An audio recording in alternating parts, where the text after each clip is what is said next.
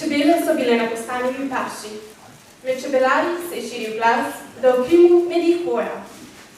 Ponavadi čebele po postanju paši ne primejo mano na hoj. Peljati ali ne? Odločil sem se poskusiti srečo in zapeljal čebelje družine v Krim. Že prvi dan so nabrali 3 kilograme. V enem teglu je tehtnica skočila za 24 kilogramov plus. Smejala se mi je. Ko bi vse še kdaj tako medilo.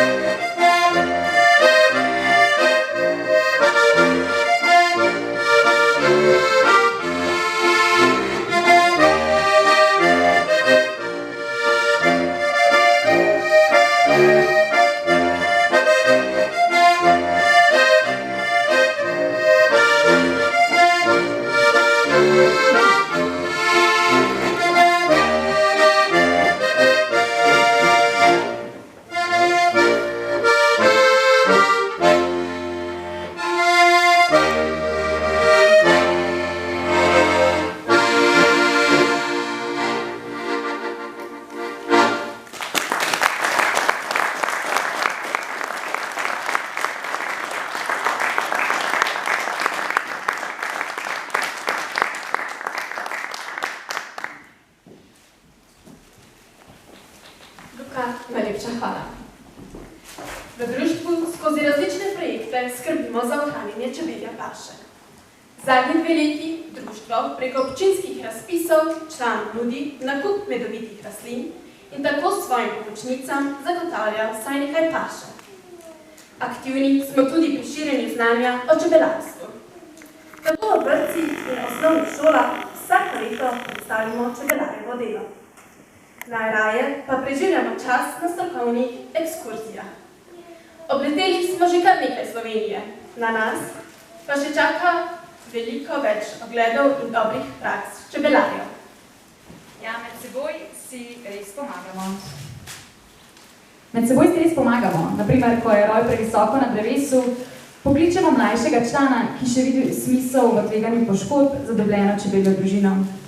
Čebelarju začetniku, kot dobrodošlico, radi podarimo družino, za katero nismo čisto prepričani, ali je trotovec ali družina z matico, ki si je ravno kar oprašila. Ob dobrih znakih medenja v gozdu pa vedno pokličemo svoje prijatelje in jim svetujemo, naj rajše malo počakajo, saj je vreme zadnje čase res ni stabilno. Če najdemo odlično mesto za postavitev prevozne enote, pa večkrat pozabimo, kako točno se reče ovinku ali jarku v bližini in tako ne moramo povedati čisto točne lokacije. No, vsem vam pa je zagotovo nekaj skupnega. Zagotovo je skupno, da raje kot slabo vreme in dež čakate na tople sončne dni. Na oder zato znova vabim Petra Golba in Ano Žitko, ki bosta zapeli in zaigrali pesem Sončece si.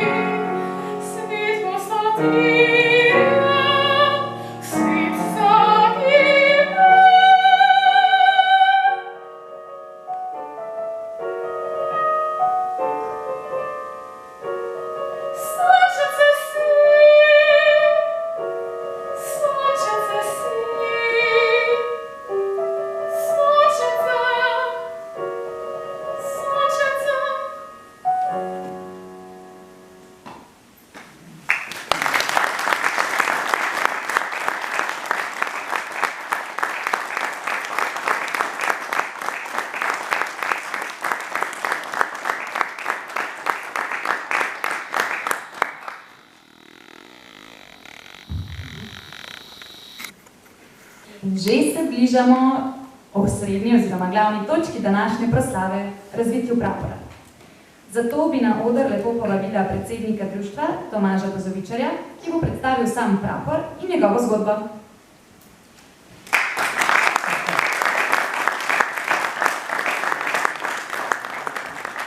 Pozdravljeni vsi skupaj. Vesel sem, da sem del nove društvene prelomnice. Sama ideja o praporu se je zagotovo razvijala dlje časa kot sam prapor. Vendar smo prav zato še toliko bolj zadovoljni z njim. Ob prvem obisku pri Ercigoju nas je gospa Elizabeta lepo sprejela in nam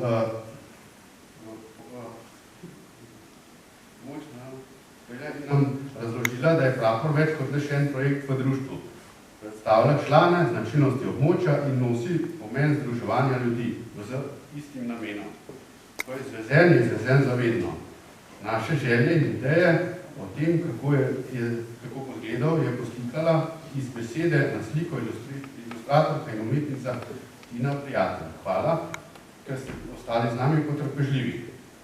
Na prapor smo v levi in desni kot vključili dve značilni rastlini našega okoliša, črno jelšo in močvirski tulipan. Poslednji element je čebelnjak, Ob njem pa smo vključili še nekaj tipičnih elementov barja.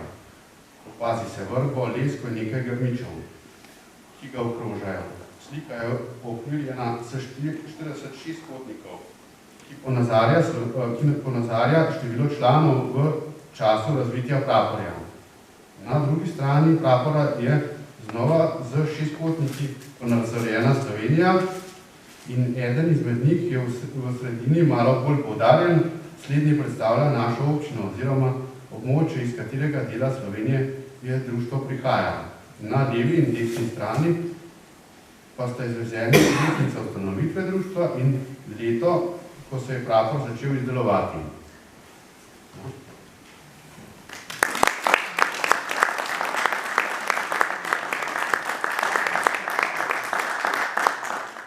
Hvala, Tomaž.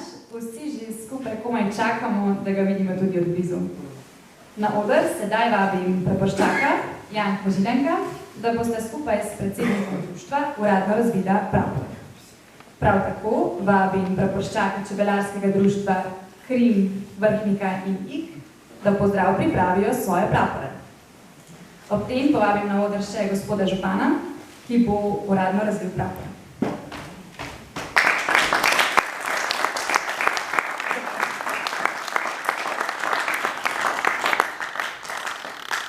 Tako čebelarsko himno, kot uvod v razvitje, nam bo zaigral Luka Čamernik in ob tem vse lepo naprošam, da ostanete.